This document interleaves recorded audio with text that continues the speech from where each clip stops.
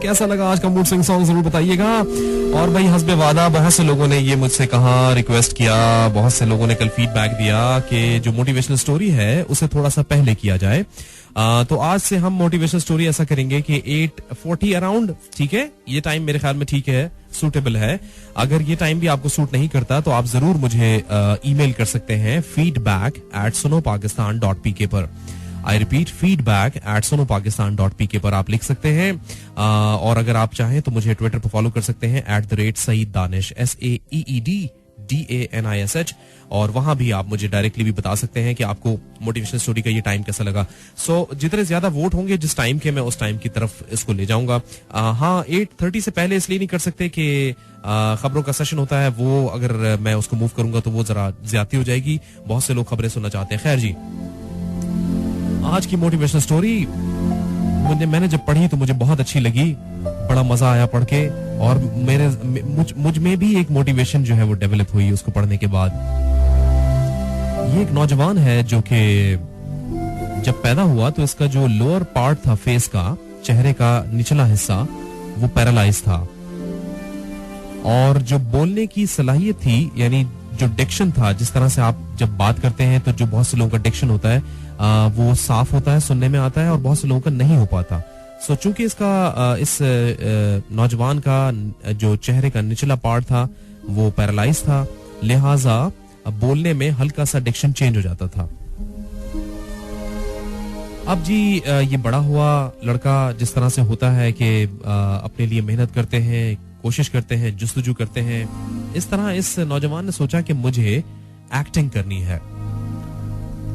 तो ये सोचकर ये न्यूयॉर्क गया। इन मिड्स 1970s की ये बात है। 1970 के बीच में न्यूयॉर्क ये लड़का गया और कुछ काम ढूंढना शुरू किया। एक जगह, दूसरी जगह, तीसरी जगह, चौथी जगह, बहुत सी जगहों पे गया, लेकिन कोई काम ना मिला। 3 हफ्ते तक जो एयरपोर्ट का टर्मिनल था वहां इस नौजवान को सोना पड़ा, रातें बितानी पड़ी। और ये इस वजह से कि कोई काम नहीं मिला, कोई सोर्स ऑफ इनकम नहीं थी, तो परेशान हाल, बस जहां नींद आई वहां सो गया। तो एयरपोर्ट के टर्मिनल पर 3 हफ्ते ये नौजवान सोता रहा, इसी तलाश में कि अगली सुबह फिर कोई काम मिलेगा। और जब 3 हफ्ते गुजर गए तो इसके साथ अपना एक पेट था, इसका बिलव्ड डॉग। जो लोग पेट से मोहब्बत करते हैं वो इस बात को समझ सकते हैं। सो उसको तो वो किसी तरीके से कहीं से कुछ अरेंज करके खिला देता था, बट खुद कुछ खाया भी नहीं, बहुत थोड़ा बहुत डाइट लेकर गुजारा कर रहा था। तो फिर उस बिल आखिर जब थक हार गया 3 हफ्ते तक, तो $25 में उसने अपने बिलव्ड डॉग को एक शख्स को बेच डाला। और फिर बहुत उदास, तो एक जगह उसको मौका मिला कि जो बॉक्सर है मोहम्मद अली, दुनिया का बेहतरीन मशहूर तरीन बॉक्सर, उसकी बॉक्सिंग देखने का मौका मिला कि जी मैं जाकर मोहम्मद अली बॉक्सर की बॉक्सिंग देखूं।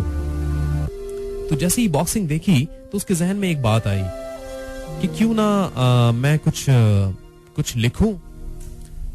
तो उस नौजवान ने कलम और कागज अरेंज किया और 3 दिन तक उसने कुछ लिखना शुरू किया।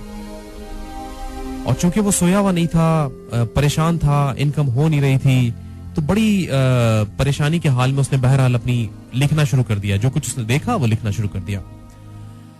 अब लिखने के बाद जो स्टोरी उसने तैयार की तो उसकी मुलाकात एक डायरेक्टर के साथ हो गई, फिल्म डायरेक्टर, क्योंकि वो काम तो यही करने आया था।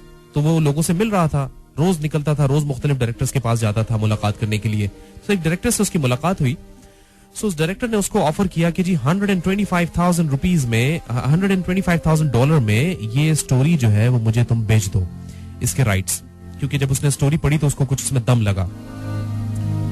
सो इस शख्स ने सोचा कि मुझे क्या करना चाहिए, मुझे बेच देना चाहिए, क्योंकि मेरे पास तो कोई पैसे ही नहीं है, तो खाना भी नहीं है, घर भी नहीं है, डॉग भी मैं लाया था साथ में अपना प्यारा पेट, वो भी बेच दिया।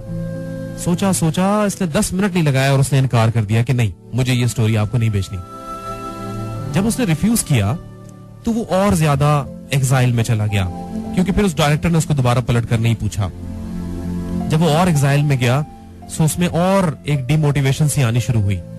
लेकिन फिर वो खड़ा हुआ, फिर वो गया और लोगों से मिलने के लिए।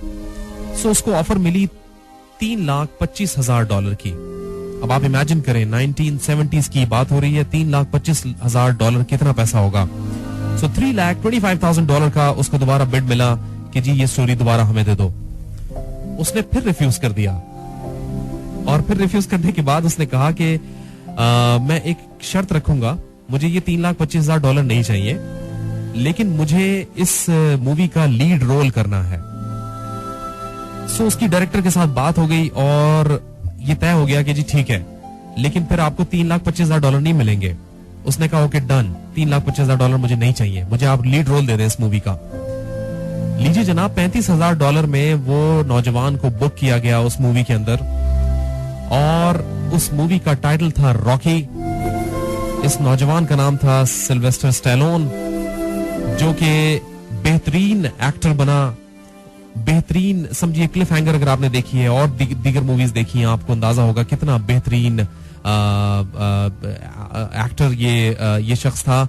और आप सोचें कि किस तरह से उसने अपनी जिंदगी को गुजारा, किस तरह से उसने अपनी विल पावर को जाने नहीं दिया। वरना अगर मेरे पास खाने के लिए पैसे ना हो और कुछ ना हो करने के लिए, घर ना हो, नौकरी ना हो, तो शायद $3,25,000 मेरे लिए भी मैटर करें कि चलो भाई कुछ आसरा तो हो, मूवी तो कर ही लेंगे। लेकिन उसने अपनी विल पावर को नहीं जाने दिया, और इसी विल पावर ने सिल्वेस्टर स्टैलोन को सिल्वेस्टर स्टैलोन बनाया कि वो एक हीरो बना। और रॉकी मूवी ने $200 मिलियन का बिजनेस किया बॉक्स ऑफिस के ऊपर। और जो $35,000 रॉकी को मिले थे, यानी कि सिल्वेस्टर स्टैलोन को, उससे उन्होंने जाकर सबसे पहले अपने उस डॉग को वापस खरीदा कि जो उन्होंने $25 में बेचा था। सो $35,000 में से सबसे पहले जो पैसे खर्च किए $25 वो अपने डॉग को वापस खरीदने के पैसे थे। कैसी लगी आज की स्टोरी जरूर बताइएगा। मुझे बड़ा अमेजिंग रिस्पांस, मतलब मुझे अपने अंदर एक अमेजिंग लगा था जब मैंने पढ़ा था। आपको भी यकीनन कुछ ना कुछ जरूर इसमें सबक मिला होगा। हीरो जब भी आप बनते हैं जब आप जीरो से स्टार्ट करते हैं, ये मेरा मानना है। और जब आप जीरो से दोबारा स्टार्ट लेते हैं तो आप हीरो की तरफ ही जाते हैं डायरेक्ट, फिर आपको नहीं कोई रोक सकता। सो बीच का कोई रास्ता नहीं है।